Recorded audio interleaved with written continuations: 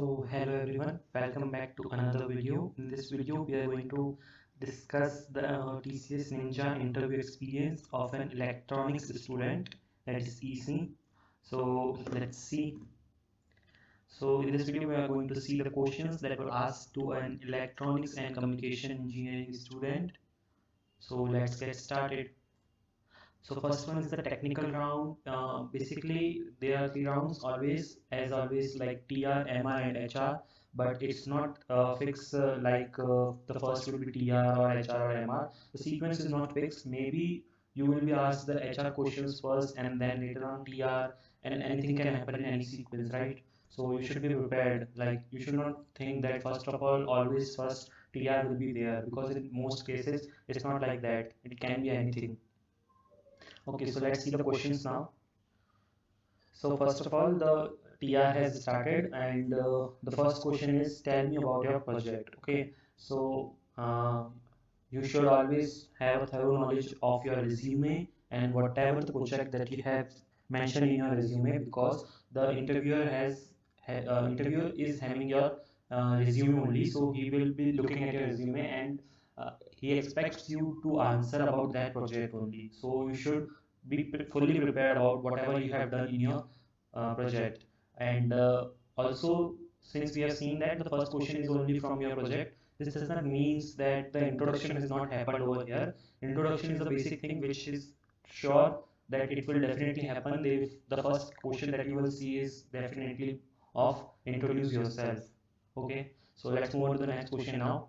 So what the student has done is he has explained the project in brief, and maybe if they want, they can ask some cross questions on your project, or some deep level concept topics from your project, whatever it is.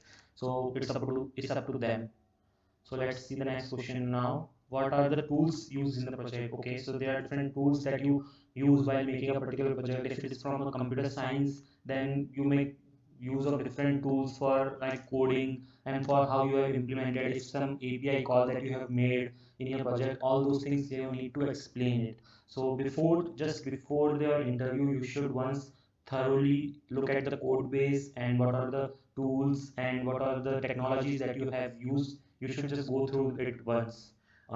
Usually the ninja interview is not very much tough, but you should have basic knowledge about everything, so that you don't get uh, at the time of interview you don't feel like you don't know something, or you don't have answer to a specific question. If you have basic understanding of everything, definitely you can give some answer, right? So let's see the next question. The next question is about OOPS. What is polymorphism with example?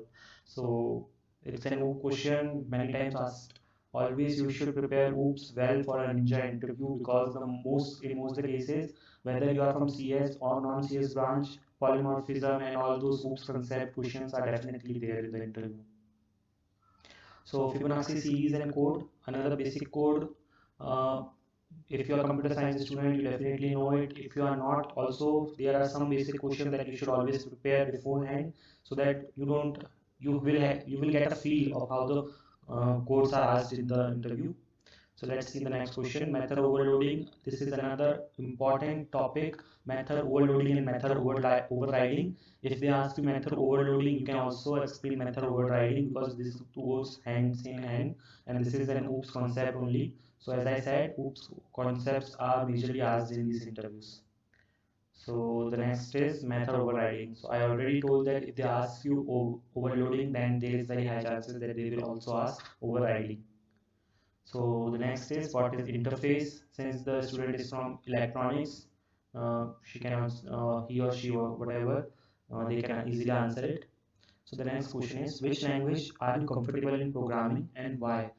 Okay, so this is the most important question for a non-CS student, because uh, usually the students which are coming from different branches, they don't have much deep knowledge of languages, right? So they ask these questions because if you say C++ or Java, so they get to know that you have the understanding of object oriented language, right? And if you say Python, then they will ask in that way, like they will ask related to that only. So that's why in most of the cases they will ask your preference in your language. So Okay, so finally they ask you, do you have any questions? So this question is from TR. So you have to ask some questions, right? You should not directly say no because this does not leave a good impact. Always you should ask something. If not, then you just can ask this much only, that if I join or if I get selected, what will be the technologies that I get to work upon? So it's up to the interviewer how he answers that questions. So you should always ask something at least. So the next round is managerial round. Okay, so first question is, what are your hobbies? You should say basic hobbies and you should explain about it. Relate your hobbies with the teamwork.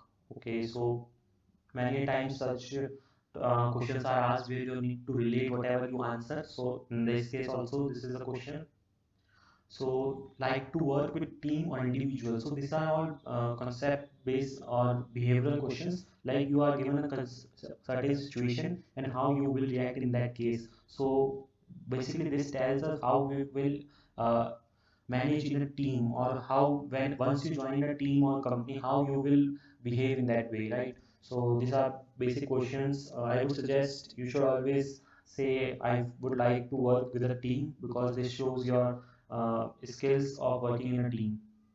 So the next question is, given a situation, if all the three members of your team given the whole work to you, what will you do? Okay, so in this question what I would suggest is you should say that whether the if the work is more also, I am ready to take it and I can do on behalf of three of them, or if required I can teach them the concepts or whatever they want, so that they can perform their task. If not, if given a situation, if I am leading the team, if required I can also perform the tasks that are given to them.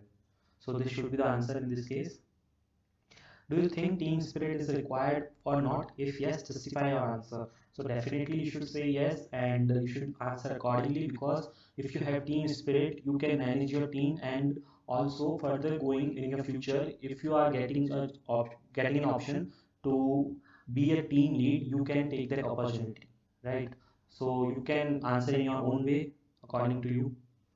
So why do you choose IT profession rather than EC domain? Okay, so this is a very common question. If you are from non-CS background, you will get this question. So you should answer accordingly. You should have some strong points to cover this question. Like you should always say that I have interest in CS concepts. I like to code, and I like to learn new languages in computer science. I like the latest technology that is going on in market, and also EC and CS goes hand in hand in many cases, right? So if you are from EC, you can definitely choose an domain in IT, right?